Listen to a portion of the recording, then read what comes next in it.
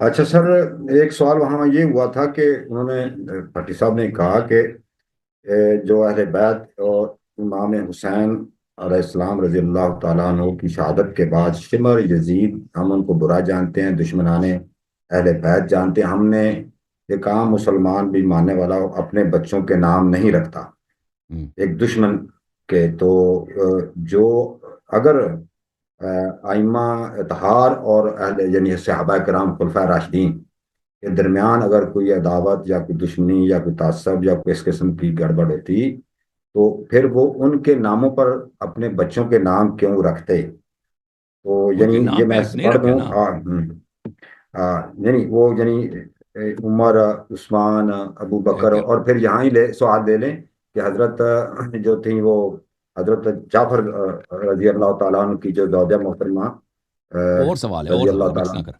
چلیں جی، تو نہیں دیکھیں. یہ ساتھ ہی کر لینا کہ یہ رشتہ داریاں اور ان کے بچوں کے ہوں، اوپر نام، یہ عام تاثر عوام میں ہوں. یہ ان کے ساتھ رشتہ تو داریاں سے اسماء بنت دشمنوں کے نام۔ امیس دیکھیں ایک بیوہ ہیں. جعفر طیار کی جب شہادت ہو جاتی ہے وہ بیوہ ہیں، ٹھیک ہے نا، رسول صلی اللہ علیہ وسلم کے حیات میں. اور ابو بکر نے ابھی خلافت غصب نہیں کیا. ابو بکر نے ابھی وہ کام جو حضرت زہرا سلام اللہ علیہ کی فدق کو غصب کرنا، ان کے در پہ حملہ کرنا، یہ باتیں تو اس وقت صادر نہیں ہوئی ہیں نا. اور جناب اسماء بنت عمیس یہ کوئی معصوم تو نہیں ہے کہ وہ ایک اسلام میں، شریعت میں، شیعوں کے ہاں اور سب مسلمانوں کے ہاں ایک بیوہ عورت وہ خود اپنی ولی ہے، وہ جس سے چاہے وہ شادی کر لے، ٹھیک ہے نا. اب وہ ایک بیوہ عورت ہے، وہ ابو بکر سے شادی کر لیتی. اس یہ تو کسی کتاب میں نہیں ہے کہ انہوں نے رسول صلی اللہ علیہ وسلم سے مشورہ کیا، یا امام امیر المؤمنین یا حضرت فاطمہ الزہرا سلام اللہ علیہ سے مشورہ کیا، ٹھیک ہے نا، یا وہ جی ان کی اس شادی پہ راضی تھے کہ تم شادی کر لو. یہ تو نہیں، وہ معصوم بھی نہیں ہے. وہ بھائی کس شرائط میں ان کی وضع کیسی تھی کہ انہوں نے ابو بکر سے شادی کیا. اور ابو بکر اور رسول صلی اللہ علیہ وسلم کا زمانہ ہے، ابھی تک تو یہ باتیں جو بعد میں پیش آئی نا، ابھی تو وہ ظاہر بھی نہیں ہوئی تھی، تو اس نے شادی کیا، ٹھیک ہے نا. ہمیں اس کی تفصیلات نہیں معلوم. اور نکاح جی جو ہے ظاہر اسلام پہ ہوتا ہے. نکاح، وراثت، یہ چیزیں ظاہر اسلام پر ہے. آپ جو ہیں، جی ایک شخص جو کہتا ہے لا الہ الا اللہ محمد رسول اللہ، نماز پڑھتا ہے، روزہ رکھتا ہے، وہ اس سے آپ شادی کر سکتے ہیں.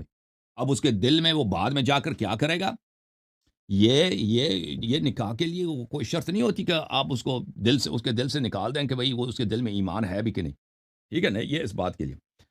اچھا، پھر آپ نے جی سوال کیا تھا نام رکھنے کا. تو یہ دیکھیں، یہ نام نام کے رکھ متعلق ہم نے کہ اہل بیت علیہ السلام نے اپنے بچوں کے نام خلفاء کے نام پہ رکھے. یہ بالکل جھوٹ ہے، بہتان ہے.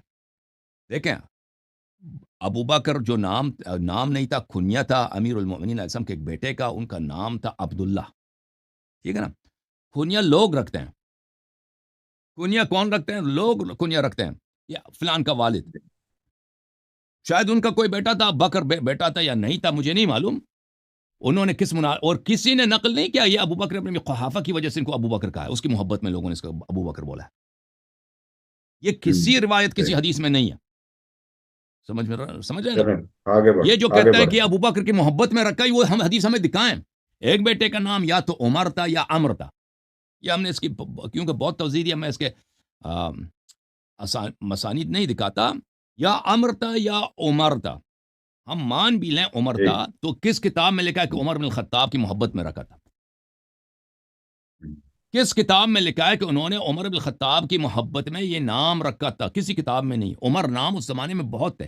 الاستیعاب کتاب میں آپ چلے جائیں، عمر نام کے صحابی اس زمانے میں بہت سارے تھے. اور یہ بھی کسی حدیث میں نہیں ہے کہ ان کا نام امیر المؤمنین علیہ السلام نے رکھا ہو سکتا ہے ان کی والدہ نے رکھا ہو، ہو سکتا ہے کسی ماموں نے رکھا ہو. یہ بھی کسی کتاب. تو بہرحال یہ ادعا کہ عمر بن الخطاب کی محبت میں رکھا گیا، یہ ایک ادعا ہے جس کی کوئی دلیل نہیں ہے. جہاں تک عثمان کا تعلق ہے، ان کے بیٹے کا نام عثمان تھا. جی ہاں، خود امیر المؤمنین علیہ السلام کی حدیث ہے، کتاب ہے مقاتل الطالبین میں، ابو الفرج اصفہانی کی. وہ خود اموی بھی تھا. اس کی کتاب میں ہے کہ انہوں نے خود فرمایا تھا کہ میں نے اپنے بھائی عثمان ابن مظعون کے نام پہ رکھا تھا. عثمان ابن عفان کی محبت، عثمان ابن مظعون کی محبت میں نے رکھا تھا۔ اپنے بیٹے کا نام عثمان رکھا. معاویہ کا خط بھی ہے اس میں، کتاب سلیم میں. معاویہ یہ الزام لگاتے ہیں امیر المؤمنین علیہ السلام پر کہ آپ نے اپنے بیٹوں کا نام ابو بکر، عمر، عثمان اس لیے رکھا ہے کیونکہ آپ جب خلفاء پہ لعنت بھیجتے ہیں تو آپ لوگوں کے لیے بہانہ کر سکیں کہ میرا مقصود میرا بیٹے تھے.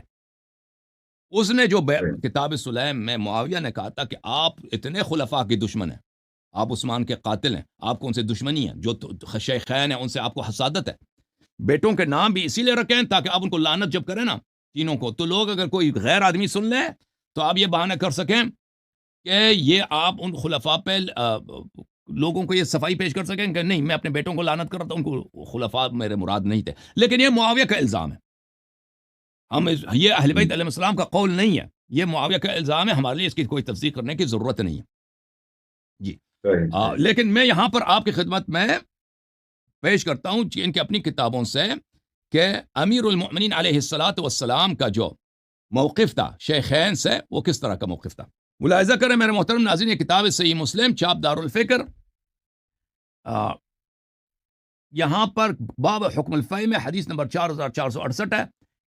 ملاحظہ کریں اس میں عمر بن خطاب خود کہتے ہیں کہ جب ابو بکر خلیفہ بنے تو انہوں نے کہا کہ میں رسول صلی اللہ علیہ وسلم کا ولی ہوں, بلکہ میں اردو ترجمے والا دکھا دوں آپ کو مسلم, یہ وہ بہتر ہے.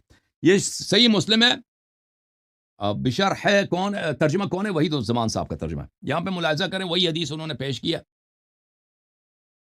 پھر حضرت عمر نے کہا جب رسول صلی اللہ علیہ وسلم کی وفات ہوئی تو حضرت ابوبکر صدیق نے کہا میں ولی ہوں جناب رسول اللہ صلی اللہ علیہ وسلم کا, تو تم دونوں اپنا ترکہ مانگنے آئے. عباس تو اپنے بھتیجے کا ترکہ مانگتے تھے, یعنی رسول صلی اللہ علیہ وسلم عباس کے بھائی کے بیٹے تھے, اور حضرت علی کرم اللہ وجہہ اپنی بیوی کا حصہ ان کے باپ کے مال سے چاہتے تھے. معاف کیجیے گا کیا ہوا, چاہتے تھے, یعنی حضرت فاطمہ الزہرا سلام اللہ علیہا جو بیوی تھی حضرت علی علیہ السلام کی اور بیٹی تھی رسول صلی اللہ علیہ وسلم کی. ابو بکر نے یہ جواب دیا کہ رسول نے فرمایا ہمارے مال کا کوئی وارث نہیں ہوتا, جو ہم چھوڑ دیں وہ صدقہ ہے, تو تم نے ان کو جھوٹا گناہگار دغاباز چور سمجھا, اور اللہ جانتا ہے کہ وہ سچے نیک ہدایت پر تھے, حق کے تابع تھے. پھر حضرت ابو بکر کی وفات ہوئی اور میں ولی ہوا رسول اللہ صلی اللہ علیہ وسلم کا اور ابو بکر کا. تم نے مجھ کو بھی جھوٹا گناہگار دغاباز چور سمجھا, اور اللہ تعالیٰ جانتا ہے کہ میں سچا نیک ہوں, ہدایت پر ہوں, کاذباً آثماً غادراً خائنا. تو یہ خود ان کی اپنی کتاب سے یہ مسلم, وہ مسلم جس کے سب احادیث بالاجماع صحیح ہے, اجماعی طور پر محدثین اہل سنت کے ہاں صحیح ہیں. اس میں واضح طور پر ہے کہ خود عمر صاحب کہتے ہیں کہ ابو بکر اور عمر دونوں کو چور دغاباز جھوٹا اور گناہگار سمجھتے تھے. جناب عباس اور امیر المؤمنین علی بن ابی طالب علیہ الصلاۃ والسلام, یہ ہم اہل بیت علیہ السلام کا موقف شیخین سے واضح طور پہ بیان کرتے ہیں. جی سر, جھوم جاؤ پرواز کرو, کیوں فخر سے سر اٹھا, کیونکہ اللہ تعالیٰ نے تمہیں انتخاب کیا, صراط حق پر صرف تم ہو, صراط ایمان پر صرف کیا, کیونکہ اللہ تعالیٰ نے تمہیں انتخاب کیا, صراط حق پر صرف تم ہو, صراط ایمان پر صرف